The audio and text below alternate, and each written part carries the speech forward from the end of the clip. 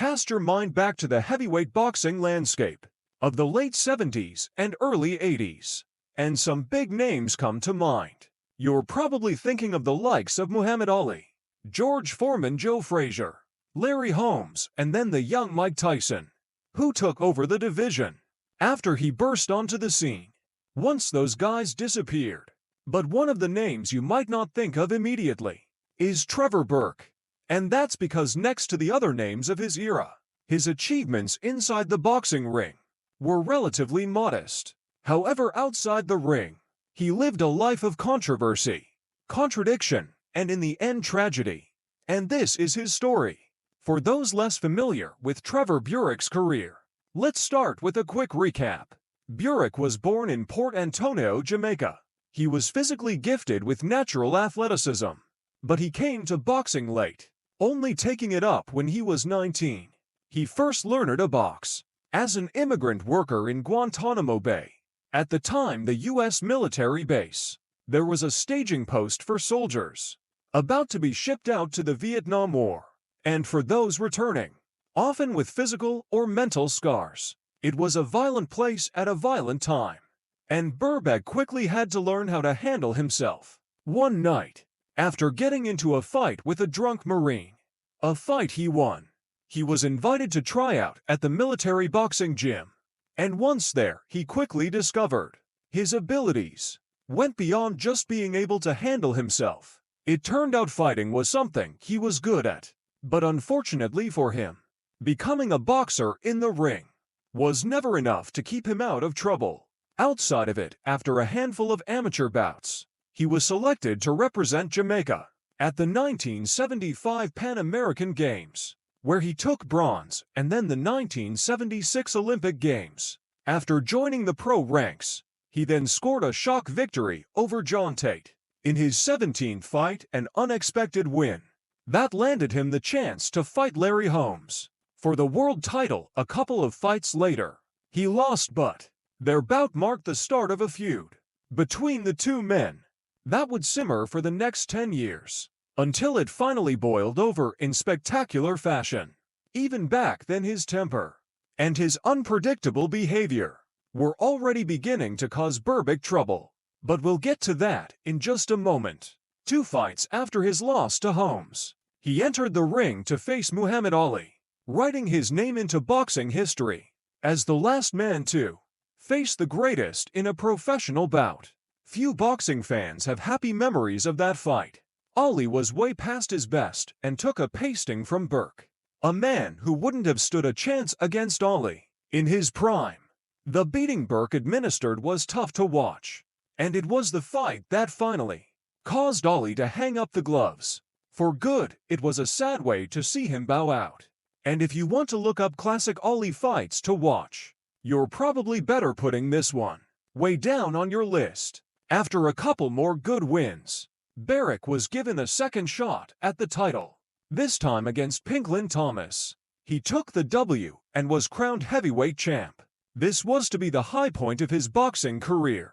But after that fight, his life seemed to spiral ever more out of control.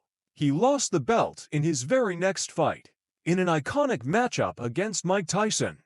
In that bout, Tyson famously took just 2 rounds to destroy Berbick, becoming the youngest heavyweight world champion in history in the process. Berbick was much diminished after this fight, and although he boxed on, he never again came close to competing for heavyweight glory. Worse, though, was how Berbick's life seemed to unravel from this point on, and his behavior became increasingly erratic, and events surrounding Berbick became ever more shocking.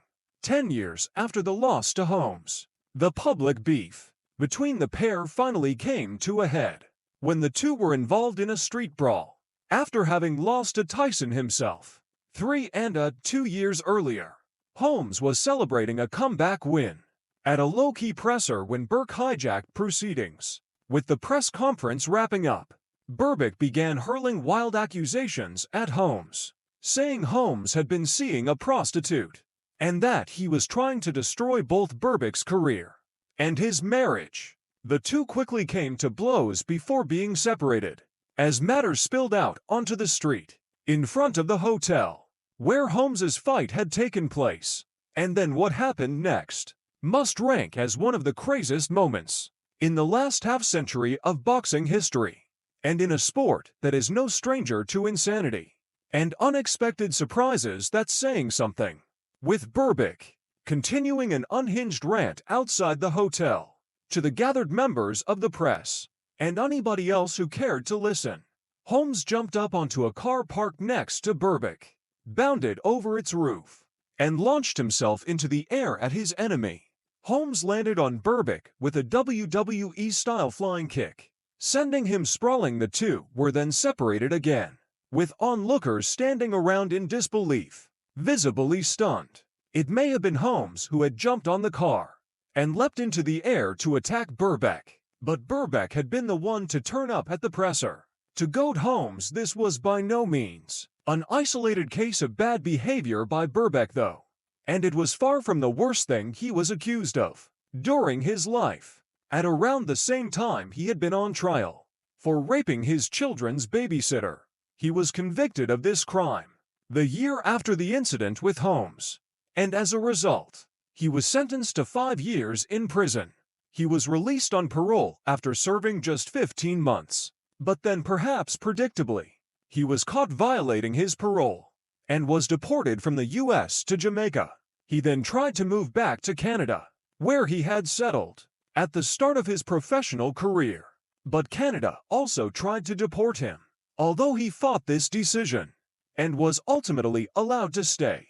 His rape conviction was the worst of his crimes, in the lowest point of his life, but it was hardly the only time he found himself in trouble with the law. He had previously been arrested for assaulting a man he believed to be having an affair with his wife. She subsequently divorced him.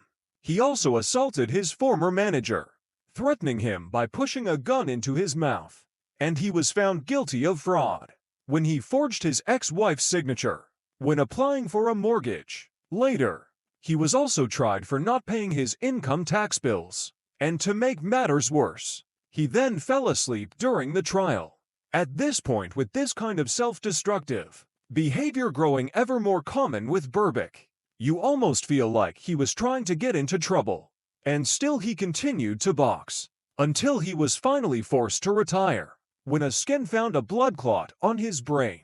Following this, he was once again deported back to Jamaica from the U.S., after more bother with the law, and the final act in his turbulent life story was to come just a few short years later, in 2006, 6 years after his retirement, and for years after being deported back to Jamaica.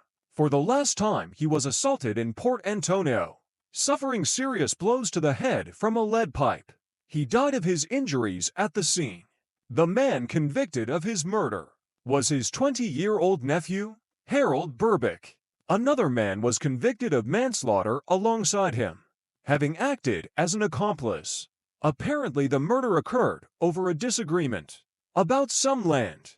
Having come from humble beginnings, he had managed to reach the pinnacle of boxing and capture the world heavyweight title, despite not being able to successfully defend his title even once. This is still something only very few can ever claim to have achieved. He will be remembered as the last man to fight Ali, as well as the man to lose to the unstoppable force that was Mike Tyson, as he set about cleaning up the division in record time. Having exploded onto the scene barely into his 20s, he was also the only man to fight all three of Ali, Holmes, and Tyson, so he earned a place in the annals of boxing history, even if it wasn't necessarily for the great victories he scored. As a boxer, he was known for his natural skill and athleticism in the ring, his ability to take a shot in his heavy-handed punches. However, he will also be remembered just as much, if not more, as a volatile, unpredictable character who always seemed to be involved in controversy wherever he went. Berbick supposedly found God at the age of 16, and later in life he even became a preacher. However, his faith was not enough to keep him out of trouble, and his violent death was perhaps just the kind of inevitable final chapter that the Trevor Berbick story was always destined to have.